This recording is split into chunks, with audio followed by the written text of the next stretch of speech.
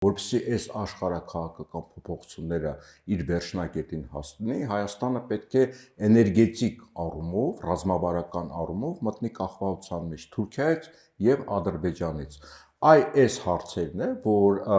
լուծում է գործում եւ դրա համար արդեն գործող վարչապետը ասում է մենք հասել ենք խաղաղության, այսինքն կատարում են Ադրբեջանի եւ Թուրքիայի բոլոր պահանջները, հանձնելով Հայաստանի ինքնիշխանությունը, որտեղ խնդիր չկա, եթե դու տարբեր կողմերից ինչ-որ վարելիք եւ էներգետիկա ես ստանում,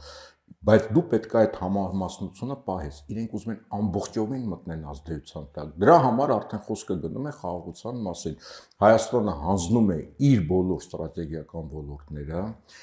ամբողջովին մտնում է Ադրբեջանի վերահսկողության տակ, որտեղ Թուրքիան ասում են մենք Հայաստանի հետ կվարվենք այնպես, ինչպես Ադրբեջանը կասի, եւ սա արդեն նշանակում է խաղաղություն, Հայաստանի ինքնուրույնությունը, իսկ ապագայում գուցե արդեն Հայաստանի վերացումը հանուն խաղաղության։